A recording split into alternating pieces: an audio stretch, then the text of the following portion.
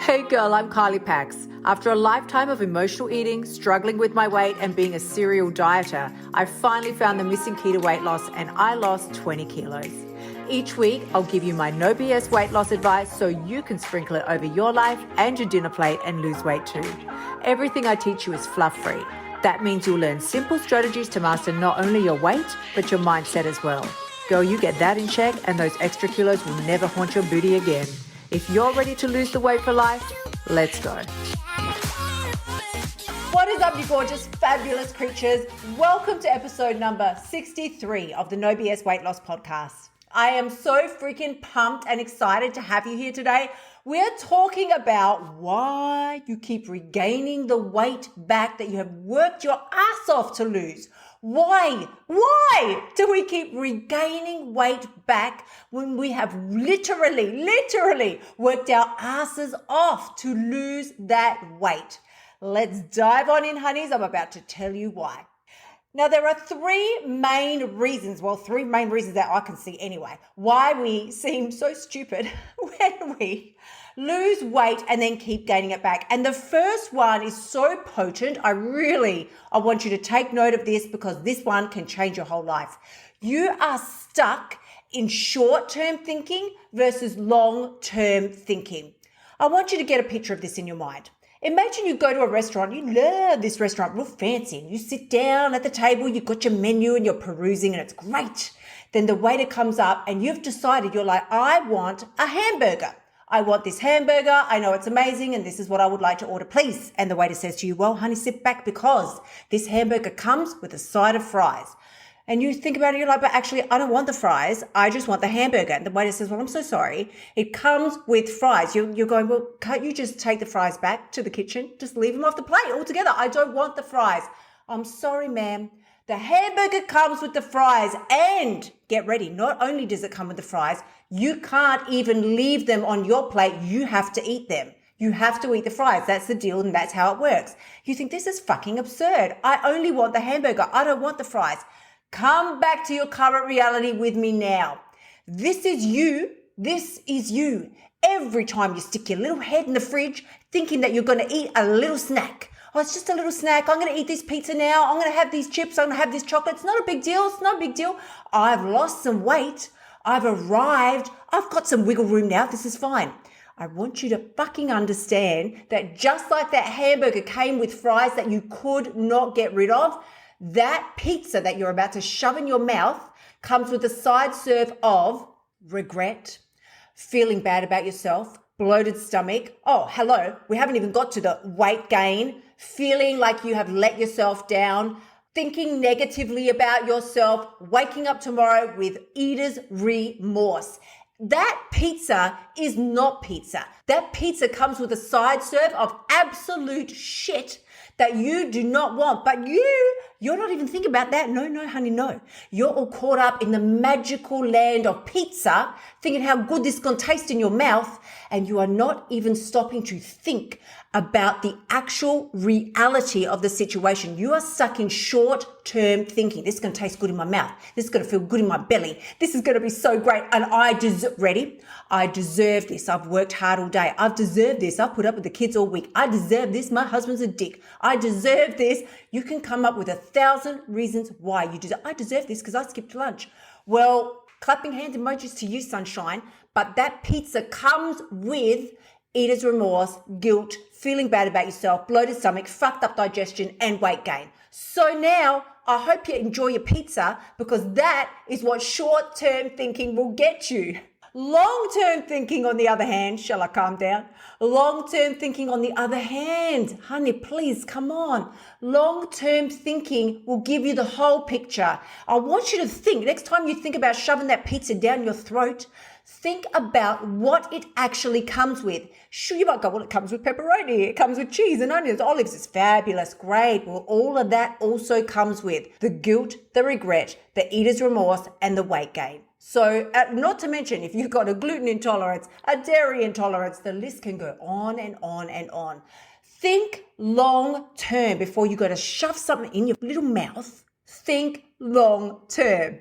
The second reason we keep regaining weight after we have literally worked our asses off to get it off of our bodies is because, especially now, all my mamas out there, anybody who is a caretaker of little small humans will understand me when I say this.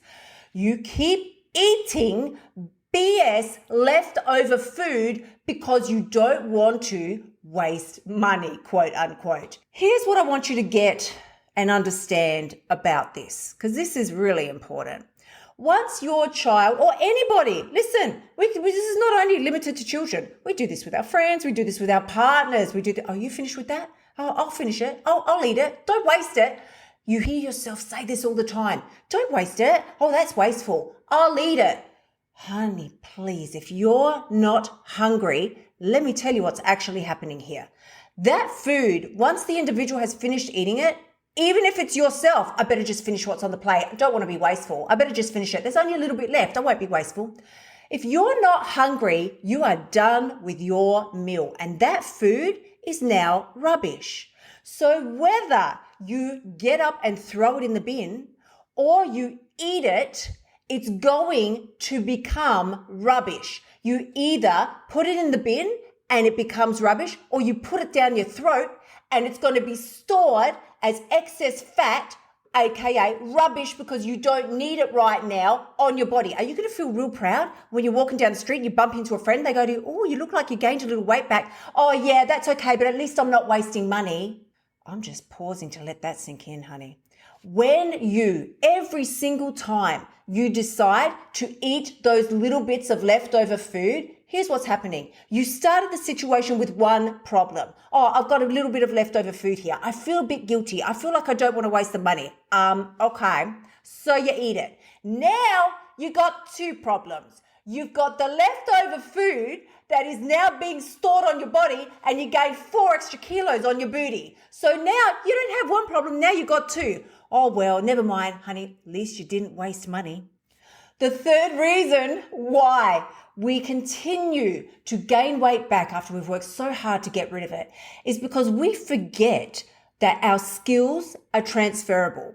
What I mean by that is that you have skills that you don't even give yourself credit for. You are crushing it in so many other areas of your life. You're an amazing mum, you're an amazing co-parent, you're an amazing worker, you're amazing in your fucking career. You're amazing at all the different things that you're doing, whether you're studying, whether you're working, whatever it is that you're doing. You may still be in school. Listen, you have got skills out the fucking wazoo, and you are not giving yourself any credit for all the abilities that you do already have. The same way you are able to crush it and kill it in one area of your life, you can also kill it in another area, also known as your weight loss. The problem is we hold ourselves back with lame ass sob stories. It's too hard. I don't really know what to do. And then we get into the real self-pity. What's wrong with me? Why can't this work for me? This works for everybody else. Everybody else doesn't seem to have a problem with this. What's wrong with me? You give your power away when you let food control the game. If you are literally going to sit there right now and even try and tell me, oh, food just has so much power over me, Kylie. I just can't keep it in the house. Oh, can't keep that in the house. I can't control myself around that. I can't keep bread in the house, Kylie. I can't control myself around bread. I literally don't even know what to say to you right now. It's so absurd. It doesn't make sense. Do you become possessed? Is it Satan?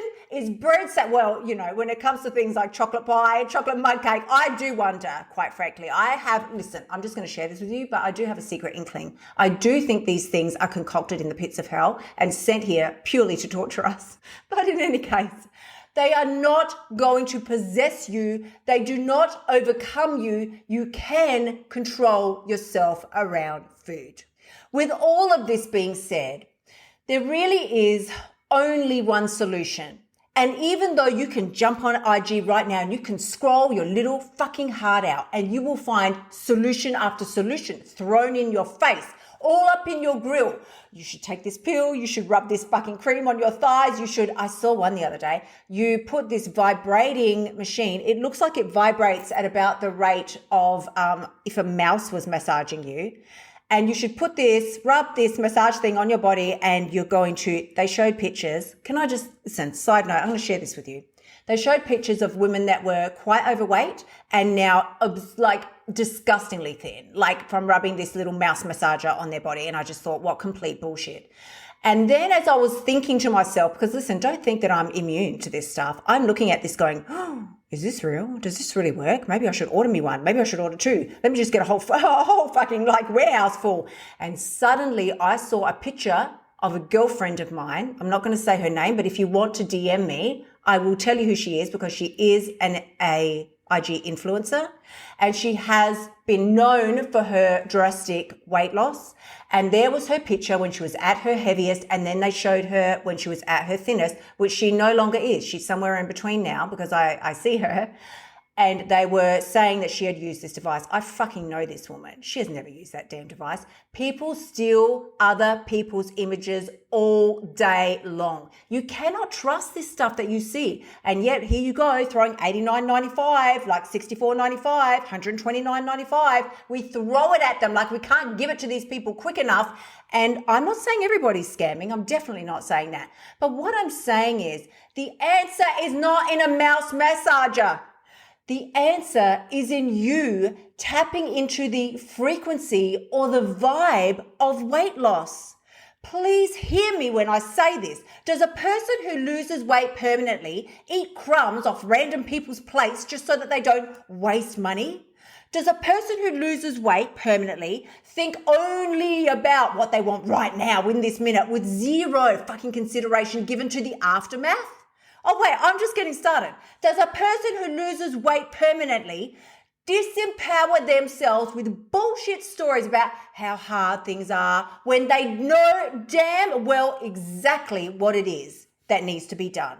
I wish I could tell you something magical and I would throw mouse massages in your inboxes right now.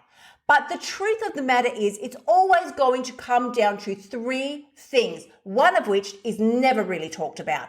It comes down to your diet, aka what it is that you're choosing to eat. Are your nutritional points on point?